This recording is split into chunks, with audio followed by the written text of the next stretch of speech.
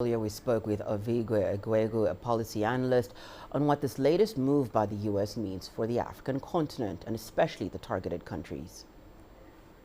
If we're looking at countries like Sudan, for them, it's a lot of this goes to their current context as well too.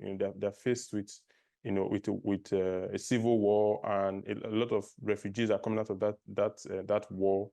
Then maybe for Chad, I mean, this also doesn't really come as a surprise, because Chad at the same time has tried to have a good relationship both with West, with France, and other partners. So there really isn't that much in terms of what these countries stand to really lose, because I mean, if you look across the continent, these countries are not really looking at the US as the biggest trade partner anymore. Most of the continent, if not all of Africa, is trading more with China, with the Gulf countries, with Turkey, the European Union. So the people-to-people exchange is still there. There's no doubt about that. And this is going to impact that. People are going to be able to travel as much to the US, or not able to travel at all.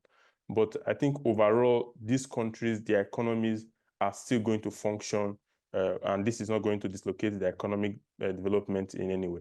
If you consider the experience that President Ramaphosa had when he visited the White House, that for the continent was a telltale sign. I think the first indication that this administration in the White House doesn't really regard the continent in any meaningful way, other than maybe it's objective to get resources, critical and strategic resources from some countries like the DRC, right?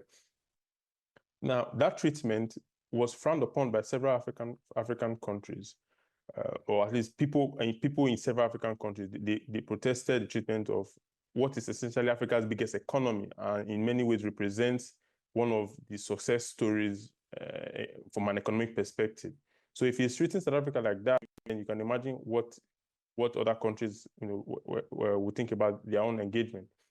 But at the same time, now we're hearing that the Trump administration is planning to have an African leaders summit around September.